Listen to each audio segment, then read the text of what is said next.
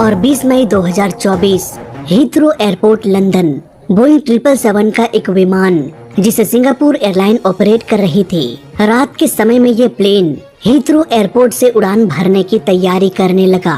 18 crew members के साथ 211 passengers plane में सवार होने लगे। सफर काफी लंबा था, इसलिए खाने पीने की चीजों के साथ साथ प्लेन में फ्यूल भी भरा गया। इसके बाद फाइनली ये प्लेन धीरे धीरे रनवे पर रन करते हुए टेक ऑफ कर गया।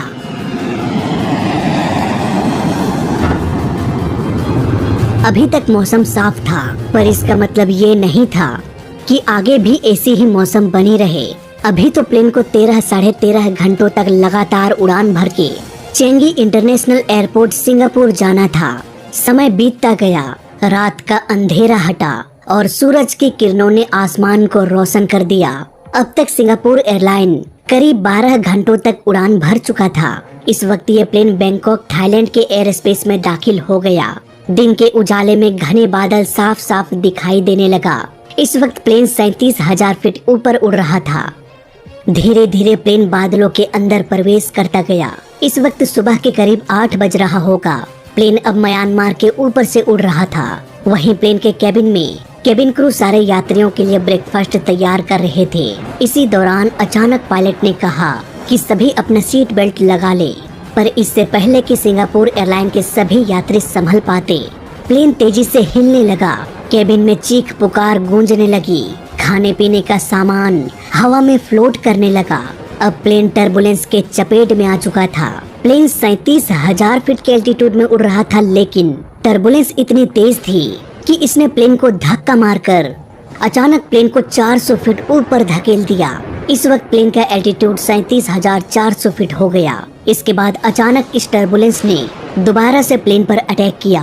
प्लेन इतनी तेजी से नीचे गया कि कुछ ही सेकंड्स में प्लेन 36,975 फीट के एल्टीट्यूड पर आ गया। ऐसा लग रहा था मानो हवा प्लेन को कभी ऊपर तो कभी नीचे पटक रही हो। ये सब करीब 1.5 मिनटों तक चलता रहा।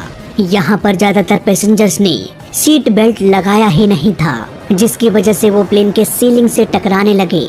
104 पैसेंजर्स इस टर्बुलेंस में घायल हो गए। वहीं 20 लोग ऐसे थे जो बुरी तरह से जख्मी हो गए। 73 वर्ष के एक व्यक्ति भी प्लेन में सवार थे, जो काफी जख्मी हो गए। इन तस्वीरों को हम देख सकते हैं। कई जगह प्लेन का इंटीरियर टूट चुका है। ऑक्सीजन मास्क टूट के झूल रहा है।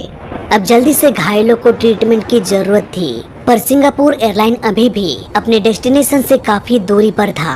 पायलट को सबसे नजदीकी एयरपोर्ट बैंकॉक दिखाई दिया। उन्होंने तुरंत ही प्लेन के डायरेक्शन को मोड़ दिया और बैंकॉक के लिए निकल पड़े।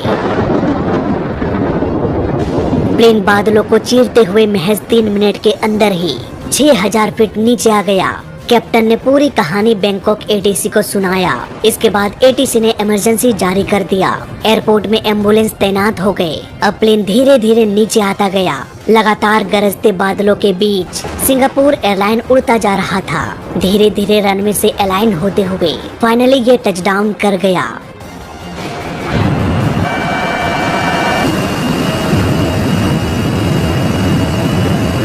धीरे धीरे रनवे पर रन करते हुए प्लेन रुक गया। यहाँ पर सभी घायलों को हॉस्पिटल भेज दिया गया। सभी घायलों की जान तो बच गई, लेकिन उस 73 वर्षीय व्यक्ति की हॉस्पिटल में ही मौत हो गई। हालांकि मौत का कारण चोट लगना नहीं था। डॉक्टर्स का कहना था कि इनकी मौत घायल होने की वजह से नहीं हुई, बल्कि हार्ट अटैक से हुई। इन्हें पहले से ही हार्ट का प्रॉब्लम था। हो सकता है प्लेन में ऐसे सिचुएशन को देखकर वो काफी घबरा गए होंगे, जिससे उन्हें हार्ट अटैक हो गया होगा और उसकी मौत हो गई होगी। खैर, अगली सुबह सारे पैसेंजर्स को सिंगापुर एयरपोर्ट भेज दिया गया। नाउ हम थोड़ा टेक्निकल डिटेल्स की भी बात कर लेते हैं। ये सैटेलाइट से ली गई तस्वीर है जब ये हादसा हुआ। यहाँ पर्पल कलर का मतलब है कि भूल के भी प्लेन को उस एरिया में मत ले जाना।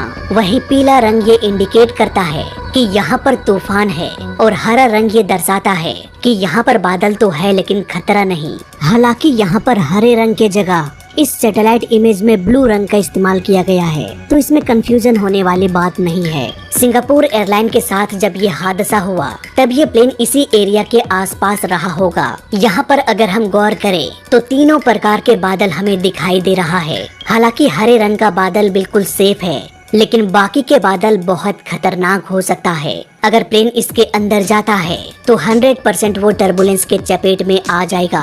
टर्बुलेंस को अगर हम सिंपल शब्दों में समझे तो सपोज एक शांत नदी है, यहाँ पर पानी आराम से बहता रहता है। इस शांत नदी में एक जहाज शांति से चलता जा रहा है, लेकिन जैसे ही इस नदी के रास्ते में कोई पत्थर आ जाता है तो नदी का पानी अशांत हो जाता है। ये ऊपर नीचे बहने लगती है। ऐसे में जब जहाज इस पानी या इस पत्थर के पास आता है तो जाहिर सी बात है वो हिलना शुरू हो जाएगा। कुछ ऐसा ही आसमान में उड़ रहे प्लेन के साथ होता है। जब ये बादल के अंदर प्रवेश कर जाता है, ये बादल उस शांत नदी के पत्थर के जैसे काम करता है।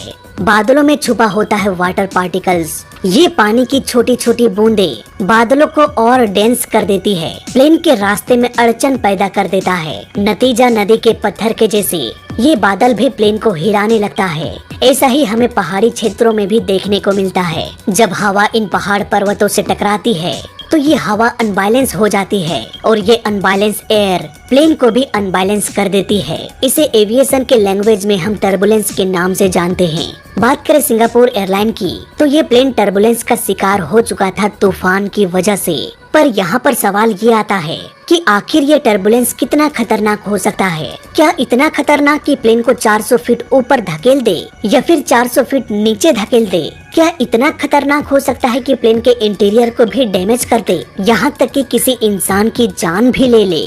दोस्तों, बेशक टर्बुलेंस तो खतरनाक होता ही है, लेकिन ये टर्बुलेंस एक नॉर्मल फिनोमिना है। प्लेन में ये सब होना तो एकदम कॉमन है, इतना कॉमन कि आए दिन आसमान में ये सब होता रहता है। पायलट्स को तो इसकी आदत भी हो जाती है, लेकिन मेरे कॉमन कहने का मतलब ये नहीं है कि ये खतरनाक नहीं है। ये कॉमन के साथ साथ बहुत डेंजर भी है। अब आप कहोगे कि भाई अगर ये इतना कॉमन है, अगर प्लेन्स में ये सब होता रहता है तो हमें देखने सुनने को क्यों नहीं मिलता? जरा सिंगापुर एयरलाइन की तरफ देखो, इस प्लेन का ये हाल हो गया, एक आदमी भी मर गया। ऐसा रोज रोज थोड़े होता है। दोस्तों, यहाँ पर आपका कहना बिल्कुल सही है, ऐसा आसमान में अक्सर होता रहता है, लेकिन सेफ्टी की वजह से कभी भी किसी की जान नहीं जाती, किसी तरह का नुकसान नहीं होता, जैसा कि सिंगापुर एयरलाइन के साथ हुआ।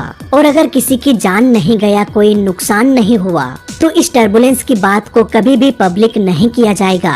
और अगर पब्लिक नहीं किया जाएगा तो ये न्यूज में आएगा नहीं, और न्यूज में अगर नहीं आएगा तो हम और आप जैसे लोग कैसे जान पाएंगे कि इस तरह का खतरनाक टर्बुलेंस अक्सर प्लेन के साथ होता रहता है? कभी भी नहीं जान पाएंगे। दोस्तों, हर प्लेन में एक नेविगेशन डिस्प्ले होता है जो रंगों की मदद से आने वाले तूफान की जानकारी पायलट को दे देता है। इसका वर्किंग सिस्टम बिल्कुल सिंपल है। अगर हम प्लेन के नोज को खोलकर देखें तो हमें एक एंटीना नजर आएगा। ये चारों तरफ घूमते रहता है और लगातार आगे की ओर सिग्नल भेजता है।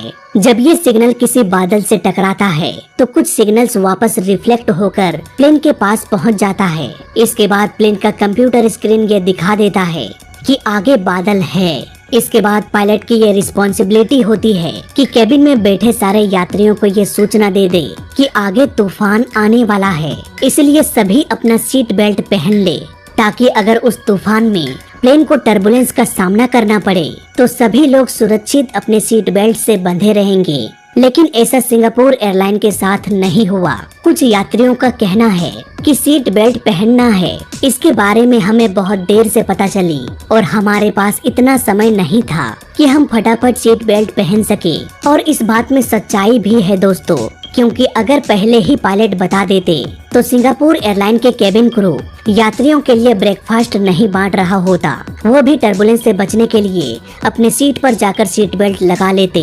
लेकिन केबिन क्रू को भी शायद इस बात की जानकारी नहीं थी कि आगे खतरनाक टर्बुलेंस आने वाला है। जब प्लेन टर्बुलेंस का शिकार हुआ तो बहुत सारे लोगों ने सीट बेल्ट नहीं लगाया था। केबिन क्रू ब्रेकफास्ट की तैयारी कर रहे थे और अचानक से प्लेन हिलने लगा। अब जाहिर सी बात है, यहाँ पर अगर कोई इंसान प्लेन के छत से टकराएगा, लगेज कंपार्टमेंट से टकराएगा, तो प्लेन का इंटीरियर तो डैमेज हो ही जाएगा। यहाँ पर मुझे लगता है कि पायलट की बहुत बड़ी लापरवाही है, जिसकी वजह से 104 लोग घायल हो गए और एक इंसान की मौत हो गई, भले ही उनकी मौत हार्ट अटैक से हुई हो। साफ साफ कहें तो टर्बुलेंस का होना कोई बड़ी बात नहीं है, बशर्ते टर्बुलेंस के दौरान सेफ्टी से खिलवाड़ न किया जाए।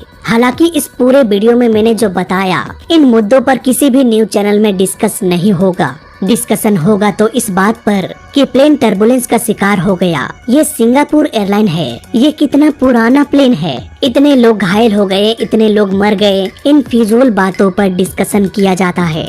जबकि असल मुद्दा यहाँ पर टर्बुलेंस और उसके सेफ्टी को लेकर करना चाहिए, जो कि कभी किसी न्यूज चैनल पर हुआ नहीं। ये तो कभी भी असल मुद्दे पर बात करते नहीं, सिवाय लोगों को गुमराह करने की।